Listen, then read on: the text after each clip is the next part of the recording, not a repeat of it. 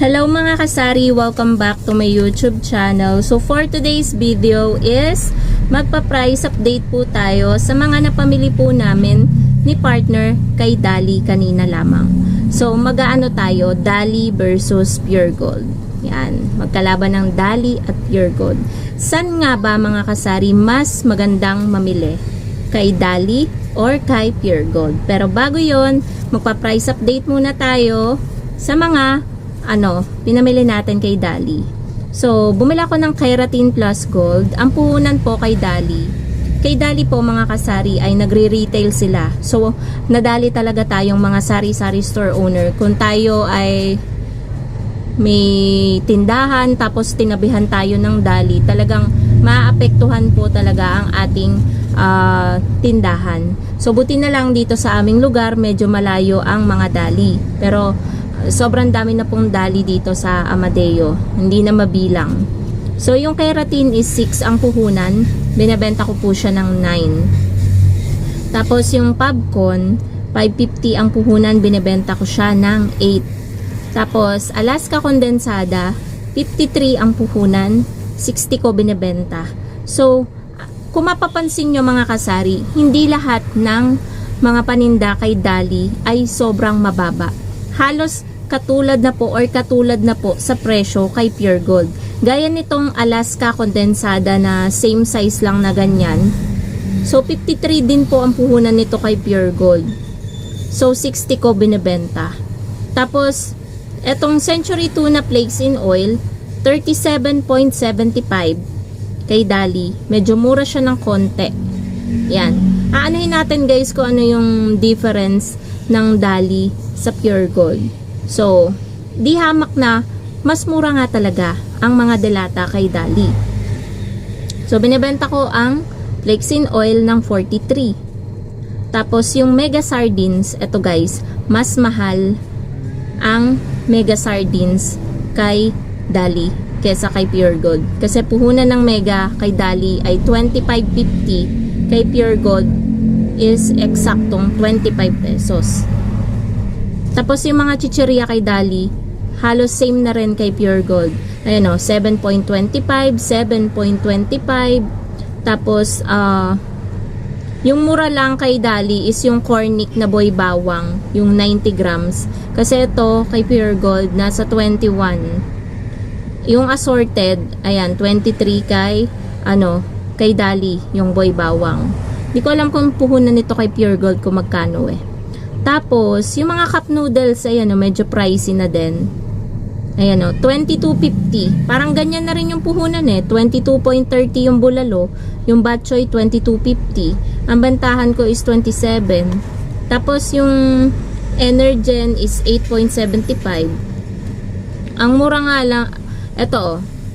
Ayan, medyo mahal pa nga ang kopi ko kay Dali.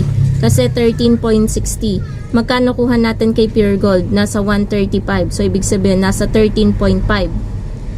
So, kung ikukumpara nyo, mga kasari, ang mura kay Dali, yung mga hindi kilalang brand. Pero yung mga kilalang brand na meron din kay Pure Gold, medyo pricey na din sila. Hindi sa sinisiraan ko, ito ay honest review, mga kasari. Birch Tree, 9 pesos ang puhunan. Hindi ko alam yung updated price nito kay Pure Gold, pero kay Dali is 9. Yung Colgate 850, yan, puhunan. Tapos yung Dato Puti 200 ml na suka is 8.25. Yung corn beef 35.75 ang puhunan. So yan guys. Tapos yung mga kilala lang ang binabanggit ko na meron din kay Pure Gold. 25 yung puhunan ng Tender Care na 50 grams yung polvo. So, 30 yung bentahan ko nun. So, ayan. Na-share ko na sa inyo guys yung mga iilan na produkto, pati yung presyo kay Dali. Naka-ano din kami, 1,300. Yan. Kunti lang to kaysa sa pinapamili namin kay Pure Gold. Hindi ito sa pagkabayas ko, mga kasari. Kapag yung mga paninda ko ay alam ko na may mabibili ako kay Dali. Kay Dali kami pumupunta. Pero kapag marami kaming papamilihin at alam ko na yung iba ay hindi ko matatagpuan kay Dali, kay Pure Gold kami Pure Gold silang kami pumupunta kahit medyo malayo. So, ano nga ba ang pagkakaiba? Ang Dali kasi mga kasari is wala silang bagger. Ikaw yung mapapagod na magbag, maglagay sa eco bag na dala mo.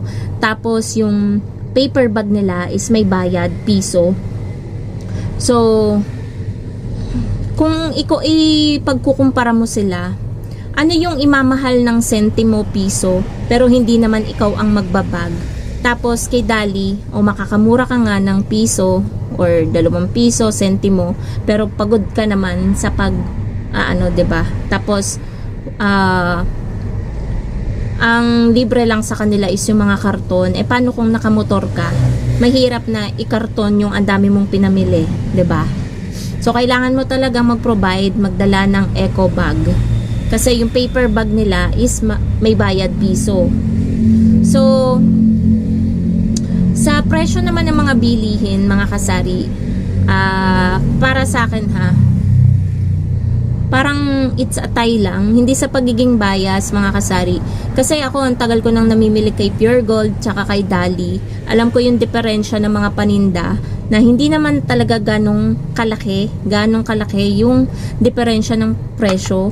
Nakakadiferensya lang siya ng sentimo at piso. Yan, sentimo, piso hanggang 2 piso. Pero kung mabibili mo naman lahat ng bilihin mo kahit medyo mahal ng piso hanggang 2 piso, why not, 'di ba? Mabibili mo nang ikaw yung dadampot, 'di ba, mga kasari? Mapipili mo, maano mo kung meron kasi talagang mga brand, mga kasari. May mga tinitinda tayo na wala kay Dali na matatagpuan natin kay Pure Gold. Kaya nasa sa atin na lang talagang mga tindera kung saan tayo mamimili, ganyan, kung saan tayo makakamura. And ito pa ang difference, mga kasari. 'Di ba meron tayong perks card and aling puring card. Kay Pure Gold, ayan, dyan tayo makakabawi-bawi. Kaya masasabi ko, quits lang talaga sila, pantay lang talaga sila, or mas ano pa si Pure Gold. Kasi yung mga mapapamili mo, may points ka na makukuha. Kapag naipon mo yun, magagamit mo sa pagbili ng mga produkto in case na ma-short ka sa budget, 'di ba? Magagamit mo yung points na na-earn mo. Kay Dali wala nun, 'di ba?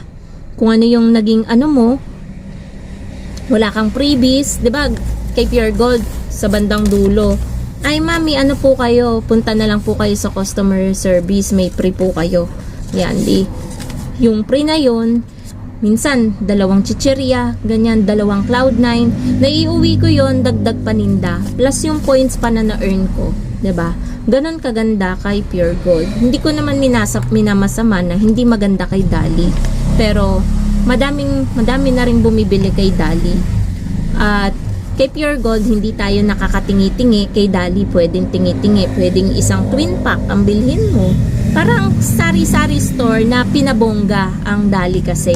Kaso nga lang, ang talagang tinamaan nung nagkaroon ng Dali dito talaga, hindi lang dito sa Cavite, hindi lang dito sa Amadeo, buong Pilipinas na yata may Dali. Ang naapektuhan talaga is yung mga sari-sari store owner. Siguro may mga ilan na sari-sari store owner na talagang ang laki ng binaba ng kanilang sales kasi nga nagkaroon sa tabihan nila, sa harapan nila, sa likuran nila ng Dali. So talagang nadali talaga ang mga sari-sari store. Kaya kawawa po talaga tayong mga sari-sari store. Hindi naman po natin talaga maaano na wag silang magtayo ng Dali kasi may permit din naman silang inaano. So talagang swertihan na lang talaga, swerte tayo dahil walang malapit na Dali dito sa ating tindahan. At yun lang naman mga kasari ang ating vlog for today. Dali versus Pure Gold. So, comment kayo dyan guys sa baba kung saan kayo mas madalas mamili, kay Dali ba or kay Pure Gold. So, yun lang naman mga kasari. Thank you so much for watching and happy selling po sa inyong lahat. Bye guys!